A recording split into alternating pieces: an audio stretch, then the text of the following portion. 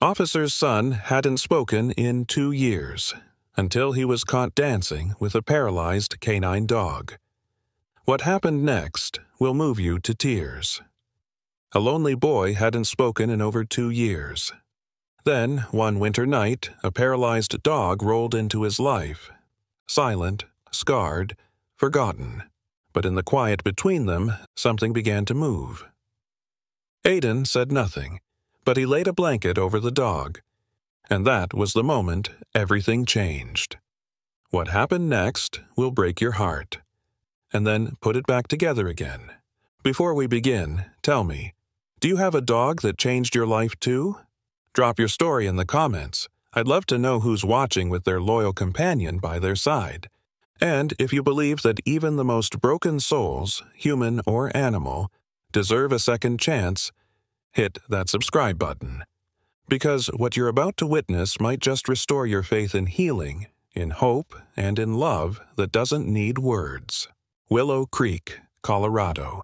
The kind of town where people still wave to each other from porches and where winter doesn't just visit, it settles in like a forgotten grief. The snow had begun falling before dusk, soft and lazy at first, then harder, heavier, slashing sideways under the grip of a bitter wind.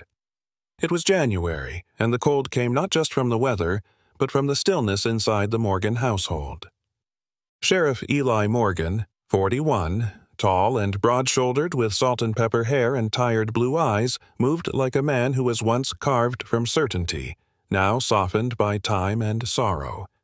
His uniform still fit well, and his posture remained crisp, but there was a slump to his shoulders that no badge could fix.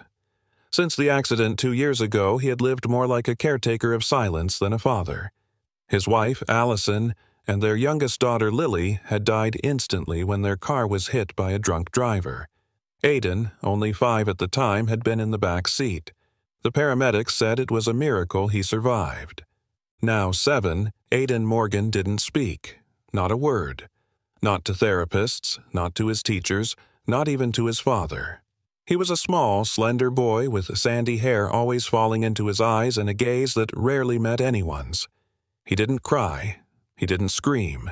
He just sat, by windows, by doors, by the fire, with a stillness too deep for his age. A quiet that seemed to press against the walls of their house, making every creak louder, every silence heavier. The Morgan home sat at the edge of town, beyond the last streetlight where pine trees crowded the snow-covered road and deer crossed without hesitation. That evening, Eli had been finishing his shift when a call came in, minor fender bender near the outskirts. After filing the report, he decided to take the long way home.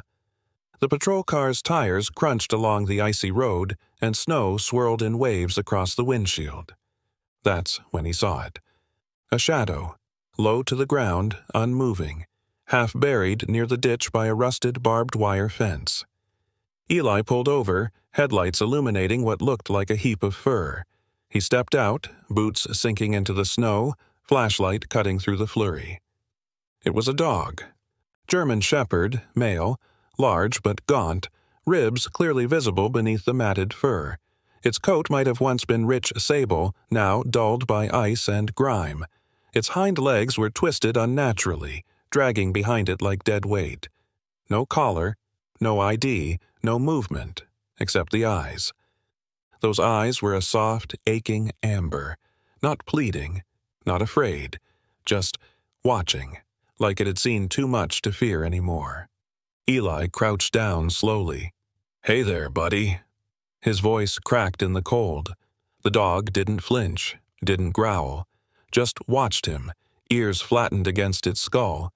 There was something in that gaze, resignation without bitterness, survival without hope. Eli exhaled. "You're not going to die out here." He wrapped the dog in his patrol jacket and carried him back to the car, snow stinging his neck. The dog didn't resist, didn't whimper, just let it happen. By the time they got home, the snow was over 2 inches deep. Eli laid the dog gently on a folded blanket near the fireplace. He didn't wake Aiden. No point. The boy hadn't stirred from bed at night in months. Eli started a fire, filled a bowl with warm water, and checked the dog's limbs. Broken spine? Maybe. Or nerve damage. Either way, he wasn't walking again. "I guess we're both dragging things that don't work anymore," Eli muttered and gave the dog a name. "Shadow. That fits, doesn't it?" Shadow blinked once, then closed his eyes. In the hallway, a faint creak. Eli turned his head and froze. Aiden. The boy stood barefoot, wrapped in his blanket, eyes wide and locked on the figure near the fire. He didn't say anything, he never did, but he stepped forward. Slowly, quietly, one foot after the other, like approaching a wounded bird. Then, with hands too small for so much pain, Aiden bent down and gently placed his own blanket over Shadow. The dog didn't stir, but Eli saw it. One ear flicked. Aiden didn't look at his father, didn't speak, just turned around and padded back down the hallway. Eli's throat tightened. It had been 729 nights of silence, of trying, of failing, of crying into whiskey and whispering prayers he didn't believe anymore. But tonight, his son had moved, chosen, cared, and Shadow, silent, broken, discarded, had made that happen without a single bark. The next morning came softly in Willow Creek, with sunlight filtered through frost-lined windows and snow blanketing the streets like a held breath. The air was hushed, expectant. Inside the Morgan house, warmth from the fireplace still lingered, and the scent of ash and pine hung in the air. Shadow remained curled in the same spot on his blanket, unmoving but very much awake, his eyes glimmering in the morning light. Eli had risen early, as always, though today his steps were slower, more thoughtful. He entered the living room and saw Aiden's blanket still draped over the dog. Shadow blinked but made no other movement. Eli knelt beside him, checking his hind legs again. They were stiff, lifeless, but clean. He'd seen enough trauma in his years on the force to recognize damage that couldn't be undone. But there was something else, a scar just beneath the fur on Shadow's abdomen. Long, jagged, poorly healed, not from a simple injury. It looked like an emergency surgery, possibly internal damage. The shape of it whispered urgency, maybe even an act of desperation. Eli exhaled. "What did they put you through, boy?" In the kitchen, Aiden stood on tiptoes, reaching into the refrigerator. He was small for his age, frail-looking, but not weak, with that same sandy hair tousled from sleep. He didn't make a sound, but he carefully pulled out a single sausage link, wrapped in foil. Without looking toward his father, he padded softly into the living room and placed the sausage near Shadow's bowl. Then, as if it were a ritual centuries old, he stepped back and sat cross-legged on the rug, watching. Shadow didn't lunge. He didn't bark. He simply turned his head, extended his neck, and sniffed. Then, slowly, he took the sausage gently into his mouth and chewed. Aiden's lips curled, just slightly, into something like satisfaction, a private exchange, a quiet thank you. Eli didn't speak, didn't interrupt. He just watched, his heart tightening with something he didn't quite have words for. It wasn't therapy, it wasn't progress on a chart. It was something else. Later that day, Eli returned from the station with a surprise tucked under his arm, a set of adjustable canine wheels from a local animal clinic, second-hand but clean. He had called in a favor from Dr. Garrison, a retired veterinarian who occasionally assisted with police canines. Garrison had described Shadow's case as unusual, based on the scar alone. "That dog's seen fire," he'd said, "and not just literal." Eli set up the wheelchair in the living room. It took nearly an hour, fitting the harness, adjusting the straps. Shadow bore it all in silence, panting softly but not protesting. Aiden sat nearby, hugging a cushion to his chest, eyes wide with something close to hope. Once everything was secure, Eli gently lifted Shadow's rear and eased him into the frame. It wobbled at first, then steadied. Shadow stood, sort of, his front legs supporting most of the weight, rear ones cradled in the harness. He didn't move, didn't even try. Then Aiden stood. He walked slowly around the dog, one small step at a time, and knelt in front of him. Still wordless, he extended a hand and tapped the floor, just once. Shadow blinked. Then, inch by inch, the wheels turned. It wasn't smooth, it wasn't graceful, but it was movement. One turn of the wheel, then another, then another. Aiden's face lit up, not with a smile, but with something deeper. Recognition. Like he'd spoken and been answered for the first time in years. The next few days unfolded gently.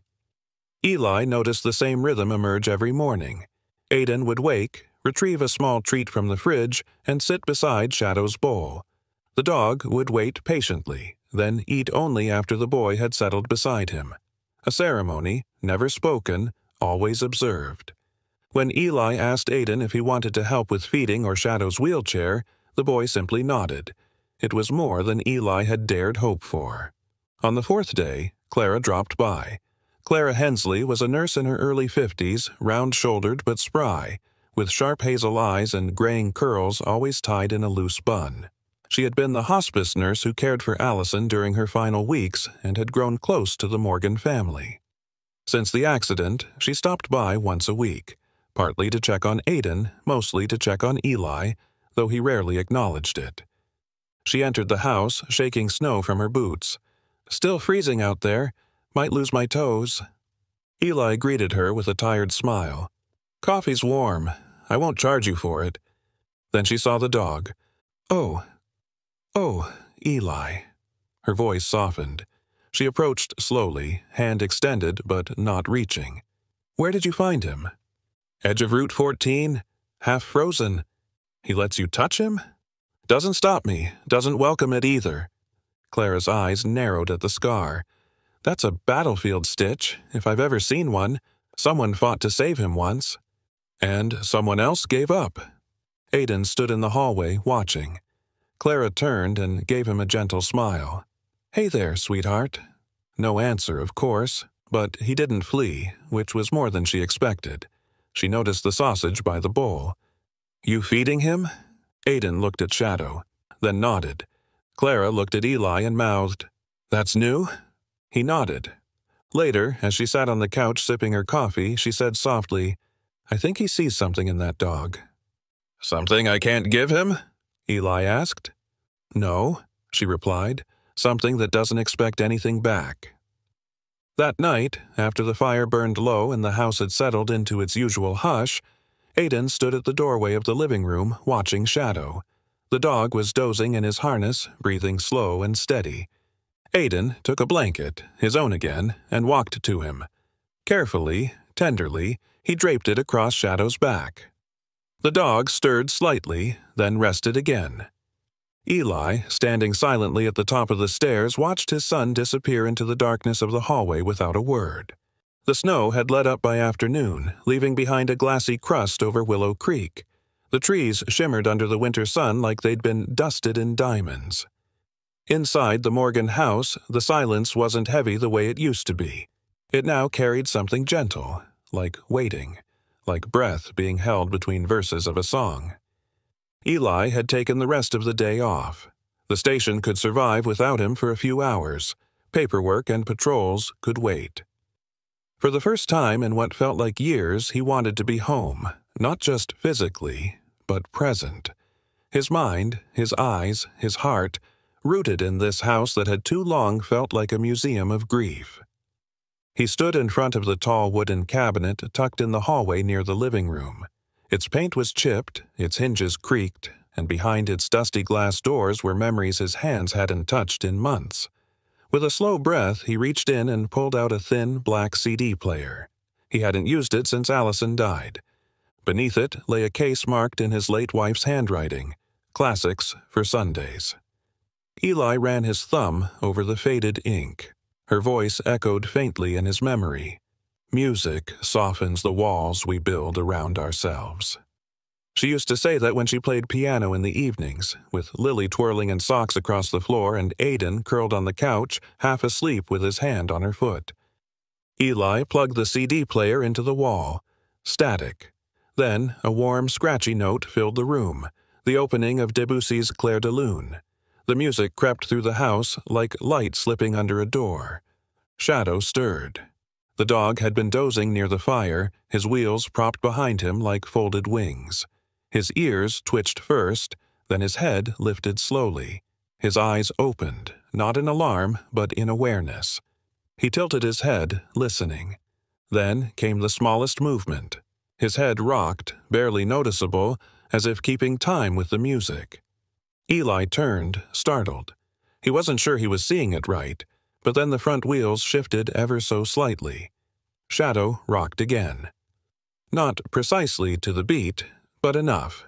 Enough to be something more than a reflex. Aiden stood in the doorway, pajama sleeves hanging past his wrists, cheeks flushed from sleep. He said nothing, but his eyes were locked on the dog. The music swelled, light and distant. And Shadow, steady and slow, turned in a soft arc. It wasn't graceful. The wheels wobbled, one of them caught on the edge of the rug, but he moved in a semicircle, a quiet lurch of rhythm and instinct. And Aiden, God, he laughed. Not loud, not long, but a real, breathy, almost disbelieving giggle tumbled out of him, high and fragile, like a bird startled into flight. Just 3 seconds. Then silence again, but it was enough to split Eli's chest open. He turned his face away quickly, blinked hard, and let out a breath that trembled at the edges. It had been 2 years, 2 birthdays, 2 Christmases, 2 Halloweens spent with a silent boy who stared out windows like he'd been exiled from the world. And now, a laugh. Shadow completed his half-turn and stilled again, panting gently, unaware of what he had just given. Aiden stepped forward, slowly. He crouched down beside the dog and placed a small hand on his back. He didn't pet, he didn't scratch, he simply laid his hand there, fingers open, palm pressed lightly to Shadow's fur. A moment passed, then another, and then, as if testing an idea, Aiden shifted his hand slightly, tracing the edge of Shadow's shoulder blade in a slow arc, mimicking the path the wheels had just taken. A dance, silent and unfinished. Eli stayed still behind them, afraid to break whatever spell had settled over the room. Later that afternoon, Clara returned, not as a nurse this time, but with a gift. She brought a small dog sweater, handmade from thick navy yarn, with 2 wide straps meant to hook around the wheel harness. "Thought he might like something warm," she said, kneeling to adjust it around Shadow's shoulders. "Thank you," Eli murmured. Clara gave a warm smile, her hazel eyes catching the light. "You know, sometimes healing doesn't sound like progress. Sometimes it just sounds like a laugh." Eli didn't reply. He couldn't. His throat was still thick with everything unspoken. Aiden stood behind Shadow, one hand resting on the bar of the wheelchair frame. He looked at the sweater, then glanced at Clara. He nodded. Just once. Clara placed a gentle hand over her chest, moved. "You're welcome, sweetheart." As the sun dipped behind the pines and the dusk painted the walls with long golden shadows, Eli watched his son and the dog sitting side by side in the fading light. No words, no direction, just being. The CD had started again. Claire de Lune played a second time, this time softer, more like memory than music. And when Shadow turned his wheels again, just slightly, Aiden leaned forward and whispered something into his fur. Eli didn't catch the words. He didn't need to. He knew. Winter in Willow Creek had deepened. The snow no longer felt new or delicate, but rather like an ancient hush layered thick upon the earth. The Morgan home, once haunted by silence, now pulsed with a different kind of stillness, one that listened instead of echoed. It was a stillness that held space, not sorrow. Aiden had settled into a quiet rhythm with Shadow. Mornings began not with words, but with small gestures. The scrape of a stool being pulled closer to the cabinet, the click of a food bowl being filled, the careful unscrewing of a plastic water bottle to pour fresh water. And after the essentials were done, Aiden knelt beside Shadow and wiped him gently with a warm cloth. He moved with the precision of a boy who had learned to be careful too young, his hands slow, his eyes focused, his breathing steady. The cloth was one Eli had used to clean his boots once. Now it lived in a small plastic tub beside Shadow's bed. Aiden had claimed it without asking. Eli didn't mind. He watched, often from the hallway, hidden in the shadows, afraid to intrude on something that felt sacred. Shadow remained patient through it all. He was roughly 7 years old, his body aged beyond his years from the trauma he carried. His sable coat had started to shine again, especially around the shoulders, where Aiden's hands spent the most time. The scar on his belly, though still visible, had faded into something like a story. His eyes, those liquid, thoughtful amber eyes, never left Aiden when the boy was near. Even when Aiden said nothing, which was often, Shadow looked at him as if memorizing each movement, each sigh, each moment of presence. Every morning, Aiden leaned close to Shadow and whispered something into his fur. It wasn't loud, it wasn't clear, but it was deliberate, a string of soft words that were never spoken aloud to anyone else. And Shadow listened. His ears would twitch slightly, and his eyes would blink slowly, like someone nodding in the dark. One afternoon, Clara returned with a tin of dog treats shaped like stars. She wore her usual layered wool coat, her graying curls tucked beneath a crocheted beanie. Clara had been a nurse for nearly 30 years, known for her sharp tongue and softer heart. A widow herself, she had a natural instinct for recognizing grief that doesn't scream. She walked into the house like she belonged there, not by force, but by familiarity. "I brought snacks for the prince," she said, nodding toward Shadow. Eli smirked. "He's spoiled enough. He deserves it. You all do." She knelt beside the dog, offering a treat. Shadow sniffed, accepted it with a gentle mouth, then leaned slightly, subtle, almost imperceptible, toward Aiden. The boy was sitting on the rug, drawing shapes in the condensation on the window with his finger. Clara sat beside them, settling onto the floor with a small grunt. "I see your work, you know," she said softly to Aiden. "The way you take care of him. That's not easy." Aiden didn't respond, but his hand paused in its motion. Clara turned toward Eli. "Has he cried recently?" Eli's brow furrowed. "No, not really. Why?" Clara tilted her head. "Just curious." Later that week, it happened. Aiden had been playing with an old puzzle set, one of the few things he kept from the time before. He sat cross-legged by the coffee table, Shadow beside him, the dog's head resting lazily against Aiden's knee. Eli was upstairs, sorting through a drawer of old reports, when a sharp clatter echoed through the house. Aiden had knocked the puzzle over, pieces spilling across the floor like shattered glass. His shoulders tensed. He stared at the mess, unmoving. And then, unexpected, raw, he broke. Not loudly, not dramatically, but his breathing quickened, and his eyes shimmered. His lower lip trembled, and a small, helpless sob escaped. He bent forward, hiding his face against Shadow's fur, clutching at the dog's side like a lifeline. Shadow didn't move. He didn't lick or lean away. He simply breathed with him, calm, steady, anchored. His eyes lifted toward the hallway. Clara, who had just arrived at the doorway, saw the scene and froze. Her voice broke the silence gently. "That dog." Eli stepped beside her. "What?" She blinked back tears. "That dog's not just a companion. He's a guardian, like he was made to keep that boy's pieces together." Eli couldn't speak. Clara continued, voice hushed. "Some dogs are born with a job. Some find it. But him? He's not here by chance. He's here because he knew." That night, Eli knelt beside Shadow, who was half asleep after a long day of short, careful wheel-assisted walks around the backyard. Snow had hardened into crusty hills, and Aiden had started making short paths for the dog to roll through with a plastic snow shovel, marking them with small pine cones like trail markers. Eli ran a hand along Shadow's back, watching the dog's breathing.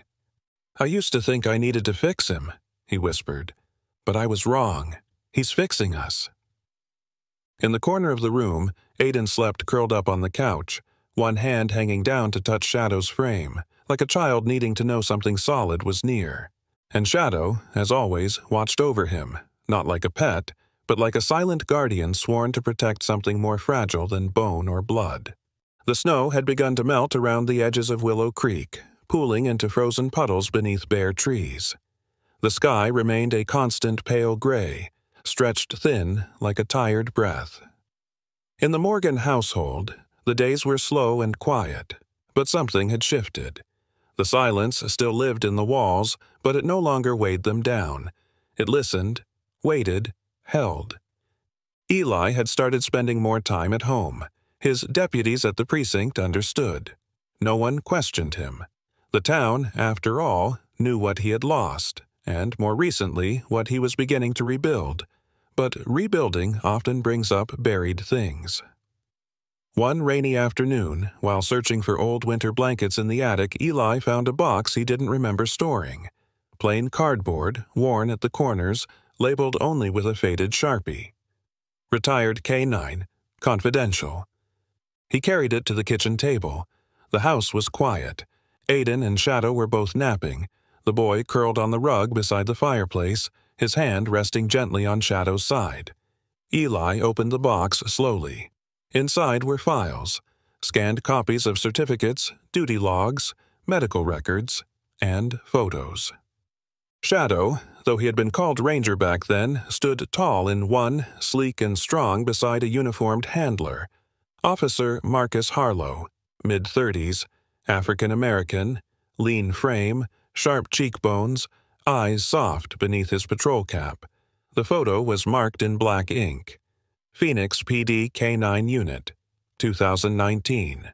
In another picture, Shadow wore a K9 vest, a golden badge stitched to the side. His ears were alert, his expression focused. The incident report stopped Eli cold. Operation Red Wing, 2020. Desert Ridge Sector. Officer down. K9 retrieved 2 wounded civilians under live fire. Sustained spinal injury during final retrieval. Handler deceased. There was more. Medical notes about emergency surgery. A list of facilities that refused to take Shadow due to liability. One final note scribbled in red pen at the bottom of the file. Recommended. Humane euthanasia. Limited recovery prognosis. Eli stared at the paper for a long time. Then he folded it and slipped it back in the box. He didn't tell Aiden. Not because he wanted to hide it, but because he understood something now. Shadow didn't need to be remembered for what broke him. He needed space to be whole again, just like Aiden. That night, the air was crisp with a bite of wind, though the stars blinked clear above the pine trees. Eli had stepped out to the porch with a cup of coffee, his shoulders hunched in a thick flannel jacket. Inside, the fire crackled gently. But the quiet was different, charged. He turned slightly and found Aiden sitting on the edge of the wooden steps, barefoot in his pajama pants, wrapped in a blanket. Shadow was beside him, the wheels of his chair softly clicking as he adjusted his weight. Eli hesitated, but didn't interrupt. He simply sat down on the porch swing, a few feet away, giving them space. Aiden was staring out toward the dark yard. His small hand gently stroked the fur along Shadow's neck. After a long pause, his voice came, fragile and soft, like it had been stored for too long. "I know you used to protect someone." Shadow didn't move. Aiden leaned closer. "But you don't have to be a hero now. You just stay. Stay with me." He paused, fingers curling slightly into Shadow's coat. "Can you protect me too?" And then, for the first time, Shadow moved not in response to sound or routine, but from something deeper.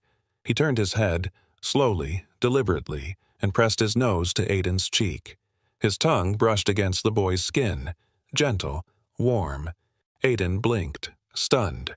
Then he smiled, not the unsure flickering one from before. This one lingered, small but steady. Eli watched, his heart twisting. He had seen Shadow rescue something more than people in a firefight. He had just seen him reach into a boy's broken world and answer without words.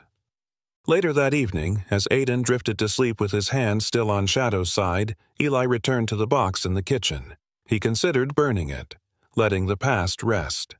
Instead, he sealed it up and slid it to the top shelf of the coat closet. Just out of reach, but never gone. It was a quiet afternoon in Willow Creek.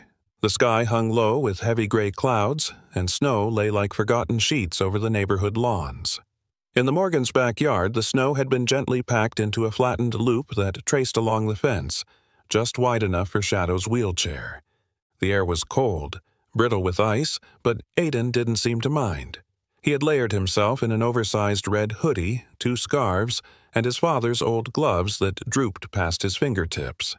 His boots crunched as he walked ahead, occasionally glancing back to check on Shadow, who followed slowly with each deliberate push of his forelegs and the creak of the wheels behind. Shadow had grown stronger since that first week. Though paralyzed in the rear legs, he learned how to balance better, using the strength of his shoulders to guide himself over the snow trail. The wheelchair was simple. Eli had modified an old child's walker and fitted it to Shadow's size with padded straps, but it worked. Until today. Aiden turned to gesture for Shadow to follow him toward the back porch, but Shadow hesitated.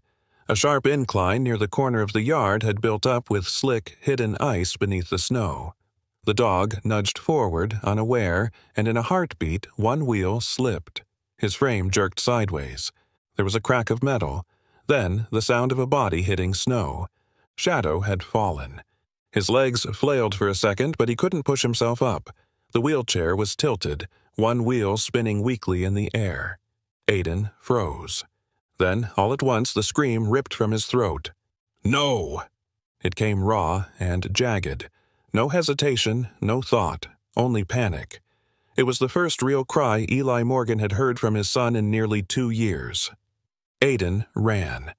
Snow kicked up behind him as he slid to his knees beside Shadow. Please, don't leave me."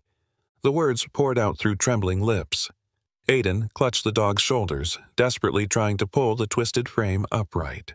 His small hands tugged at the frozen straps, fingers red and raw from the cold. Inside the house, Eli had heard the scream. He dropped the mug he was holding. It shattered on the counter, unnoticed. His heart thundered. By the time he reached the porch, he saw it. Aiden collapsed over the fallen dog, sobbing, fists buried in Shadow's fur. "Don't go! Don't go! Don't leave me too!" Eli stood stunned at the doorway. The wind bit at his face, but he didn't move. The sight before him cracked something inside. The boy he thought he'd lost, now clinging to the very creature that had opened his heart again. And he was speaking, truly speaking. "Don't leave me! I can't lose anyone else." Eli moved then, quickly but gently, down the porch steps. He knelt beside them and placed one hand on Aiden's shoulder. "I'm here, buddy. He's not going anywhere," he said, voice soft but steady. Aiden didn't lift his head. His fingers still gripped the harness. Eli reached beneath the frame, steadied the wheel, and with careful strength lifted Shadow upright. The dog gave a low groan, but he didn't struggle. Then Eli looked at Aiden, who was now curled into Shadow's chest, shaking with sobs. "I've got you," Eli whispered. "Both of you." For the first time in years, Eli Morgan wept. Not just for his wife or daughter, not even for Aiden, but for this fragile, beautiful moment where everything broken leaned into one another. That night, as snow drifted down again outside, Aiden lay on the living room rug with Shadow tucked beside him. Eli watched from the couch. He had a notebook open but hadn't written a word. He couldn't take his eyes off the two of them. Then a voice broke the silence. "Dad!" Eli looked down, startled. Aiden sat up slightly, his cheeks still rosy from earlier. "Yeah?" Eli said, barely breathing. Aiden hesitated. "Is he okay?" Eli swallowed the lump in his throat and smiled. "Yeah, he's okay. And he's lucky to have you." Aiden didn't respond, but he nodded. Later that week, Aiden began saying more, not full sentences, not every hour, but simple things, questions, thoughts, feelings. He even asked for a peanut butter sandwich, his mother's favorite. He hadn't mentioned her name, but he had asked for her recipe. And when Clara stopped by with new bandages for Shadow's wheelchair brace, Aiden greeted her himself. "He's doing better," Aiden said, brushing his hand through Shadow's fur. Clara's eyebrows lifted in surprise. "That's good," she replied gently. "And you?" Aiden smiled. "I'm trying." And he was. The storm came without warning. A low wind picked up around 7 o'clock p.m., hissing through the leafless birch trees like a distant whisper. By 7:30, power lines in Willow Creek sagged under the weight of ice, and at 8:12 p.m., the lights in the Morgan home flickered once, then went out completely. Eli Morgan stood in the living room, a flashlight in hand, the beam casting sharp shadows across the wooden floor. His breath fogged slightly in the air as the furnace stalled. "Just a blackout," he muttered aloud, though he glanced toward the window with a cop's instinct. The snow outside reflected the glow of the overcast sky, soft and heavy, muting the world to silence. Aiden didn't cry. He didn't run for Eli. Instead, he moved like he knew what to do. "I'll get candles," the boy said simply, vanishing into the hallway with calm steps. Eli blinked at the sound of his son's voice. It was still new enough to startle him, still rare enough to matter. Within a few minutes, the room had changed. 4 little tea lights flickered gently on the coffee table. A stubby vanilla-scented candle stood in an old mug, their light painted golden halos on the walls. Shadow lay in the center of the room, alert but calm, the dim light catching the silvering fur on his muzzle. Aiden appeared again, this time with an old cell phone in hand. Not his, Eli's. The cracked screen lit up as he scrolled through the music library with thoughtful fingers. He stopped on one song. It was called In Her Eyes. A soft, classical piece with piano and violin, barely 3 minutes long. It had been his mother's favorite. She used to play it during quiet Sunday mornings while baking lemon scones, her auburn hair tied in a messy knot, flour dusting her shirt. As the first few notes spilled into the room, Aiden turned toward Shadow and whispered, "Let's dance."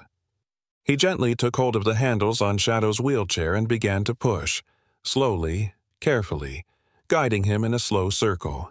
The wheels creaked faintly on the wood, but the rhythm was soft, almost musical.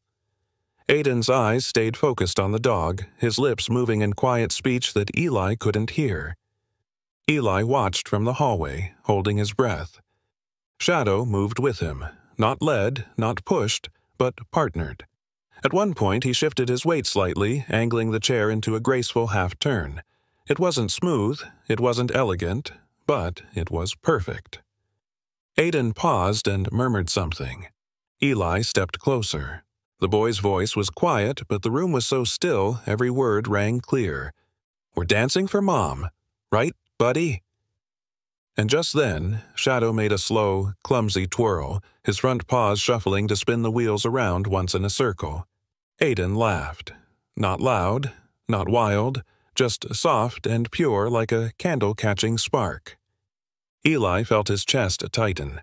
That laugh, that voice, that moment, it was like the house, after all this time, had taken a breath again. Later that night, after Aiden had fallen asleep beside Shadow on the living room rug, the phone still playing quiet melodies, Eli moved around the house in silence. He climbed the stairs into the master bedroom he hadn't entered in almost a year. There, at the back of the closet, behind winter coats and sealed boxes, hung a simple wooden frame wrapped in cloth. He drew it out gently. The photo inside was weather-worn but intact. A smiling woman with soft, freckled skin and laughing hazel eyes. She held Aiden in one arm, a freshly baked pie in the other. The background was a field of sunflowers. It had once hung over the fireplace. For the past 2 years, Eli had kept it hidden. Not because he wanted to forget, but because remembering had felt too sharp, too dangerous. But now his son had danced in candlelight for her. He walked downstairs. The room was still lit by tea lights, their flames steady in the winter stillness. He stood in front of the fireplace, where the wall had remained empty since the accident. Then, with steady hands, he hung the picture again. The house didn't feel haunted anymore. It felt whole. Spring arrived gently in Willow Creek. After months of snow-muted silence, the town square was finally alive again, filled with soft sunlight, fluttering flags, and the comforting clatter of folding chairs being set out for the annual Community Day celebration. The air smelled of roasted corn, kettle popcorn, and lilac blossoms newly bloomed near the gazebo. Laughter echoed from children darting between booths, and somewhere near the courthouse, a brass band tuned their instruments with warm, clumsy charm. But the true center of it all was the modest wooden stage beside the town library. It wasn't grand, just a raised platform with a blue banner that read, "Willow Creek, we heal together." This year's theme had been chosen months ago, but no one knew then just how true those words would become. Eli Morgan stood at the edge of the stage in his dark patrol uniform, the gold badge on his chest gleaming in the sun. His usually firm expression had softened. The lines on his face seemed less like burdens and more like well-earned traces of survival. In the front row, neighbors and strangers alike leaned forward, not to see him, but to watch the small figure standing just behind the curtain. Aiden. He wore a white shirt with sleeves rolled to his elbows, soft brown suspenders, and a pair of neatly pressed trousers too big for his skinny frame. His light brown hair had been brushed to the side. He looked every bit the 7-year-old he had once been, before tragedy tried to take him away. Beside him sat Shadow in his polished wheelchair harness, a black ribbon tied neatly around his collar. The dog's dark eyes scanned the crowd, but there was no fear, only focus. Mayor Jeanette Caldwell, a tall woman in her late 60s with silver-streaked red hair and a no-nonsense presence, leaned over to Eli and whispered, "Are you sure about this?" "She asked me that once too," Eli murmured. "His mom, before her first piano recital." Jeanette smiled, straightening her long teal scarf. "Well then, let's see what courage looks like." The music started. The same song from the blackout night, "In Her Eyes." But this time, it wasn't played in secret candlelight. It filled the square from well-placed speakers, each note dancing through spring air. Aiden stepped forward slowly, pushing Shadow with practiced grace. The boy never looked at the crowd. Instead, he looked at the dog. He moved in slow, expressive arcs, his hand reaching out to touch Shadow's head, then retreating, then circling again, and Shadow. "Oh," Shadow responded with almost human precision. At one moment he spun his wheels gently. In another, he leaned in as if bowing. It was not a choreographed dance. It was something more intimate, something whispered between souls. The crowd watched in breathless silence. Some placed hands to their mouths. Others reached for the hands beside them. A few cried, but not out of pity. This wasn't a display of grief or sympathy. It was a declaration. We are still here. The performance ended as it began, quietly. Aiden knelt beside Shadow and rested his forehead gently against the dog's. Shadow nudged his cheek in return, then lay still, his chest rising and falling with quiet peace. For a moment, there was silence. Then the applause came. Not explosive, not wild, but steady, rhythmic, rising like rain on a roof. Aiden blinked and looked toward the sound, and for the first time in public he smiled, not just with his mouth, but with every muscle in his young face. It was the smile of a boy who had been broken, and was whole again. Eli stepped to the microphone. "I wasn't planning to speak today," he began, his voice firm but thick with emotion, "but I think we've all witnessed something more powerful than words." He looked at Aiden, then at Shadow. Two hearts found each other in silence, and saved each other's lives. He paused, then cleared his throat. "I've been working with a few folks, including Dr. Liza Rowan from the County Veterinary Hospital, and we're proud to announce something new, the Shadow Project." Murmurs rippled through the crowd. It's a program dedicated to rescuing aging or injured dogs, especially those who've served in canine units or shelters, and pairing them with children struggling with trauma, silence, or loss. Dogs who have been left behind. Kids who feel like no one understands. Together, they might just heal each other. The applause that followed was louder this time, and warmer. Among those clapping was Dr. Liza Rowan herself, an African-American woman in her mid-40s with curly salt and pepper hair and rectangular glasses. She stood tall in a gray cardigan and jeans, her gentle smile full of purpose. Her quiet work over the past weeks helping Shadow regain strength had helped make all of this possible. As the ceremony wound down, people approached one by one to thank Eli, to high-five Aiden, or to kneel gently and pet Shadow. The dog didn't flinch. He leaned in to every touch, calm and steady, like a sentinel who had done his duty. Back at home that evening, as dusk fell gently across the fields, Eli hung a new frame beside the old photograph above the fireplace. Inside it, a photo from that day. Aiden, mid-smile, Shadow, mid-turn, and behind them a town full of light. The circle was complete. That little dog didn't just find a new home. He awakened memories long buried, connected hearts that had gone quiet, and became the quiet keeper of a love almost forgotten. In the stillness between his wheels and the boy's silence, a new language was born, one without words, but filled with truth. Maybe in our own lives there are things we've left behind, too. Old dreams, old grief, or simply moments we didn't know still mattered. But healing doesn't always arrive loudly. It might come on quiet paws with tired eyes and a gentle spirit that just refuses to give up on you.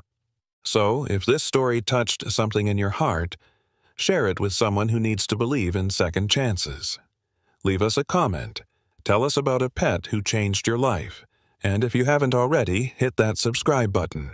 We share stories like this because we believe the world needs them. May your home be filled with warmth. May your heart stay open, even in the silence. And may God bless every viewer, especially those watching beside a loyal friend who speaks only with their eyes.